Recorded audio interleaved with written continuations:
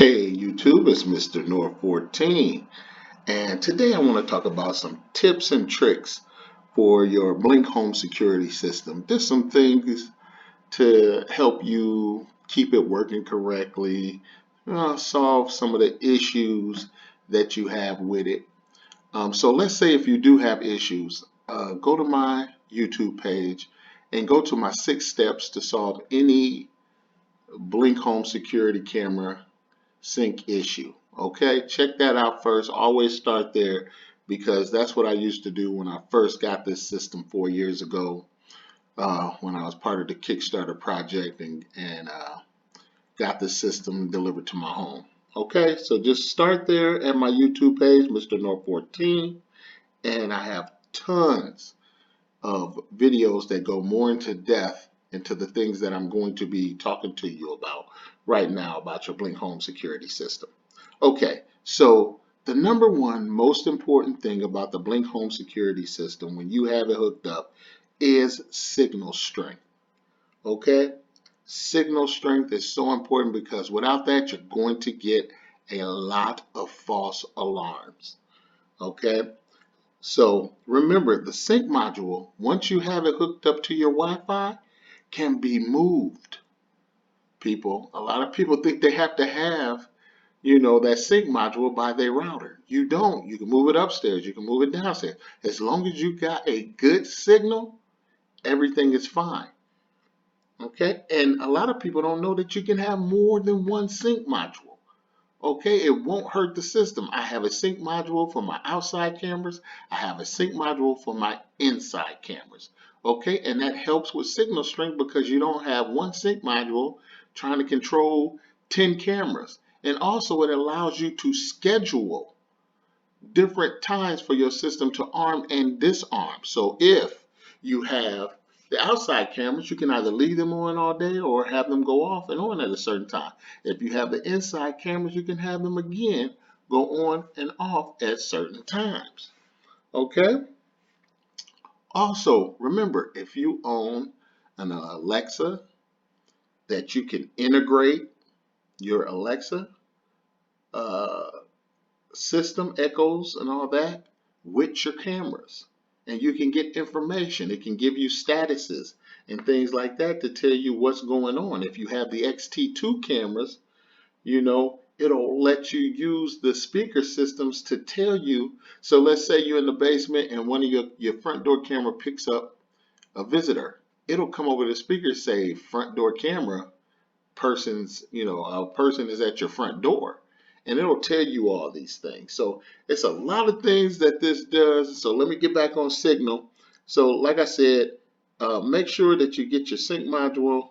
You can have more than one sync module, and you can move those sync modules around your home for a better signal.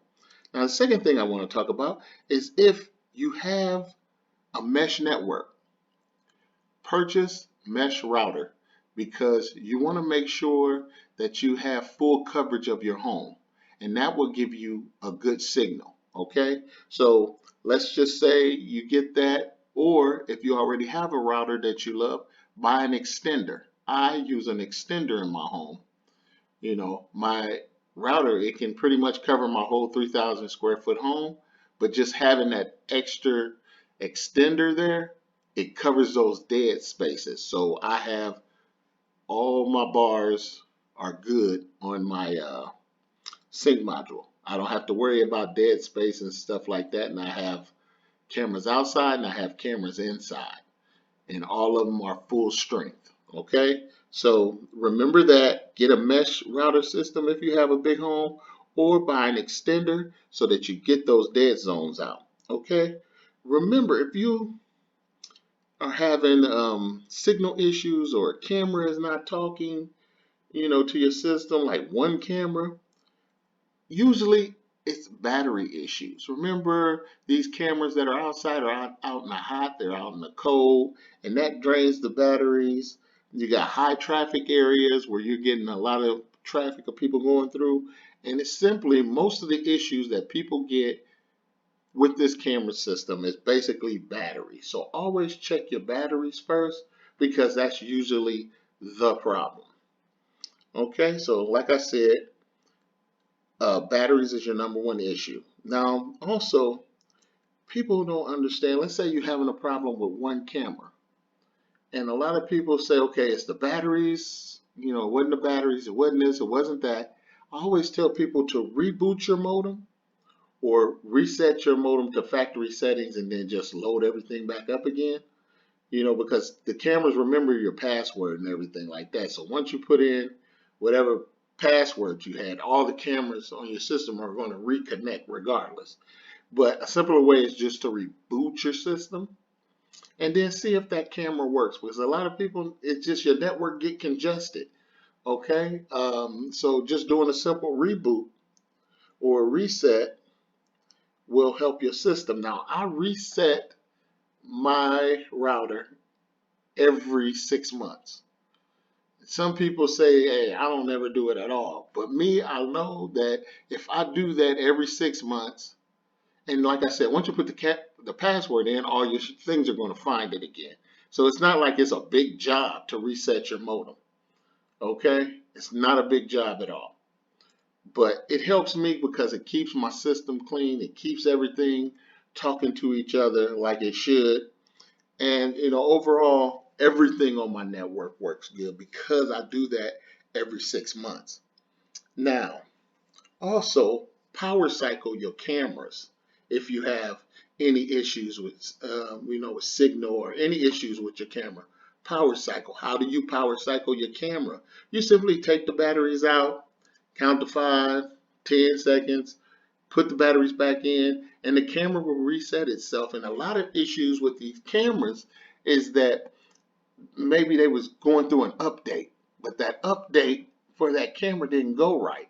So you're getting all kinds of funny issues where you're getting pink or purple screens or everything is, got a fuzzy haze and stuff like that. That's simply an issue that, hey, maybe a update, firmware update in that camera didn't go the way everything was planned. So power cycle your cameras by simply taking the battery out. Now, how do you, help with false alarms? This is what I tell people, and this is what I did with my system. When I first got my system, okay, well, false alarms, how you take care of false alarms is very simple. It's all about angle and positions, okay? Angle and positions.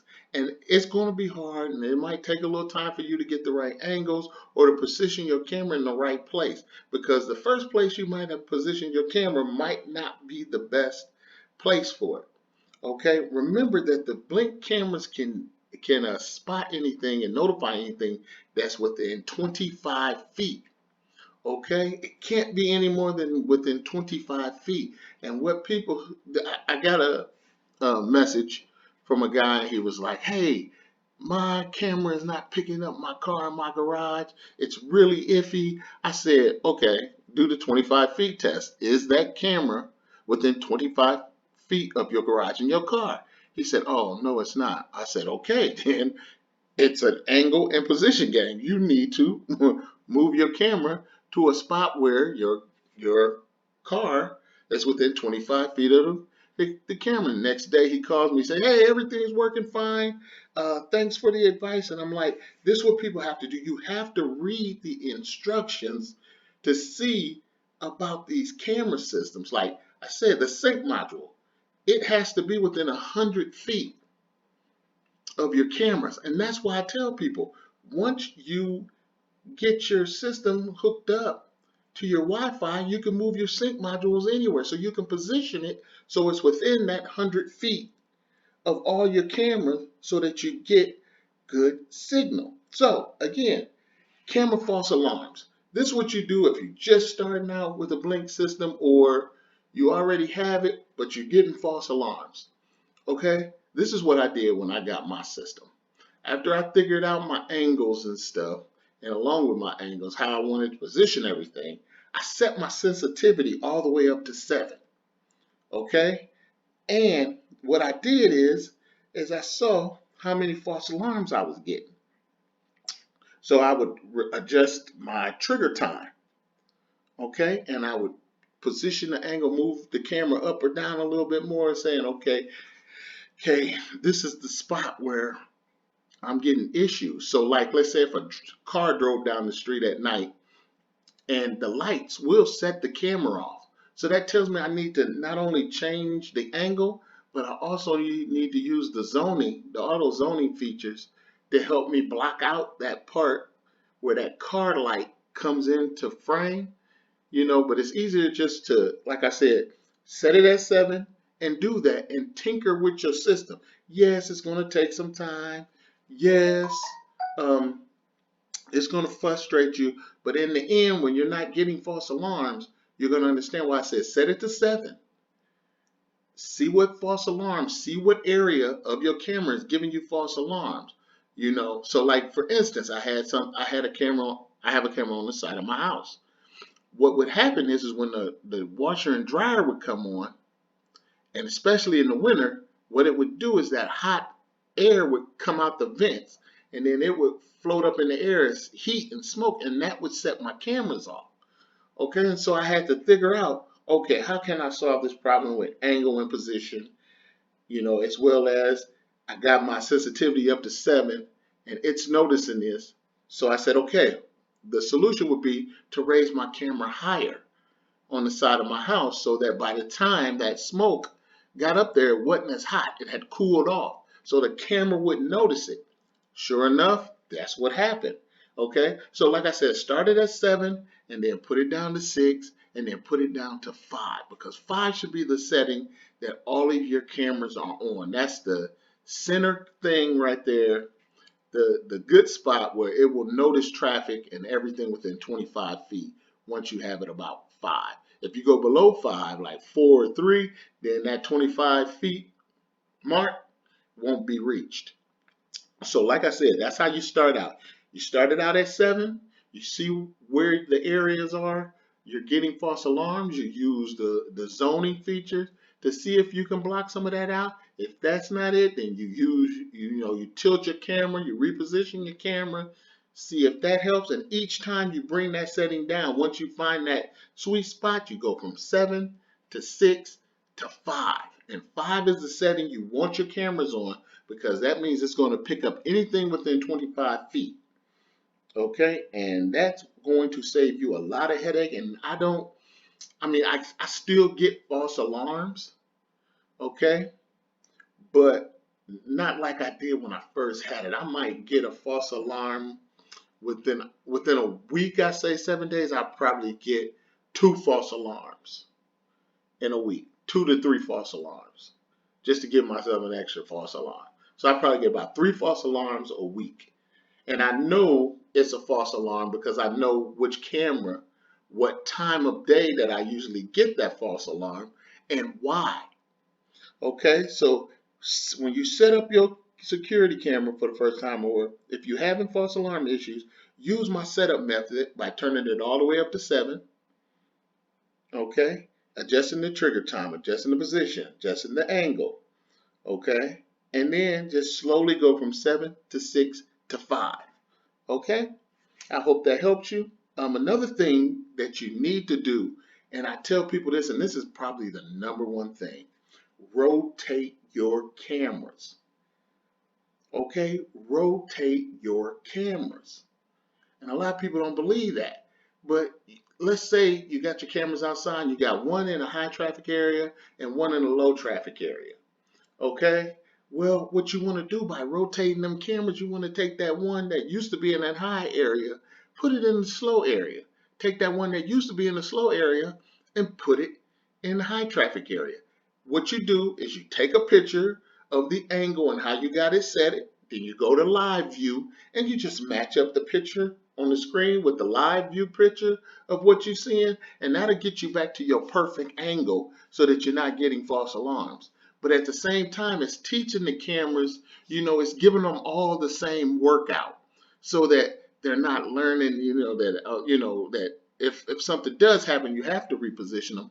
They know what to do, okay? Because you're putting in that memory, that reflexive memory with that battery and everything. You're not having one camera that's battery is always going low and another battery that lasts you 2 years. If you rotate them, you're getting about a year and 6 months out of everything because you're not overstraining a camera in one area, you know, all the time. And like I said, I do this about it every year. I rotate my cameras.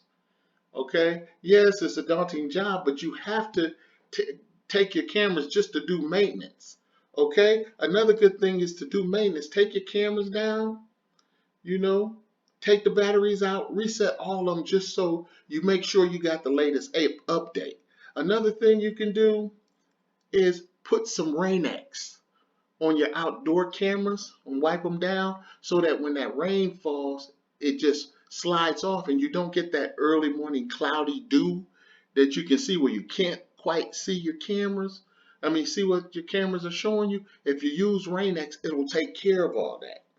Okay, so like I said, these are just some tips and tricks, like I said, to help you out. Okay, another tip to help you out is your say you delete a clip. Oh, it's important. Okay, you can still call Blink support and they will find that thing you just deleted and put it back on your phone because they don't always delete everything as quick as you do. Okay, so if you lose a clip, it's very important to you. It's something that's important, like you tape your kids doing something miraculous in the backyard, you know, and you delete that clip by accident, just call support. They'll take care of it and bring it back for you. Another thing is there's sync issues. Remember, if you get a solid blue light and the green light is flickering on and off, that means you have a network connectivity issue. Okay, and usually what that means is that you got an IP address issue. Another device is trying to use the same IP address that your camera is trying to use, and that can't happen. Okay, so one of the solutions I did for that is that the device that was causing the issue with the camera, I rebooted my modem, it turned the device off, turned it back on, let it pick an IP address that it wasn't interfering with, and I said, okay, I'm always having a trouble with this IP address and my camera. So I said, okay, I'm going to make this device that's always having an issue with my camera, I'm going to reserve it an IP address so that this device will always load on this IP address and it won't interfere with my cameras anymore. My cameras can, you know, rotate and move around, you know, if it needs a new IP address, but it won't use this IP address that it's causing the conflicts with. That's one thing you can do. Like I said, you can reboot your modem to take care of it, or you can reset your modem and start all over from scratch and just put in a password and let your router rename all these IP addresses. But that's what happens if you get a sync issue and you get a solid blue and a blinking green. So let's say you get a solid green and no blue. What that means is that your camera is in setup mode. So what you need to do then is go into your Wi-Fi of your phone and you'll see a blink 1, 2, 3.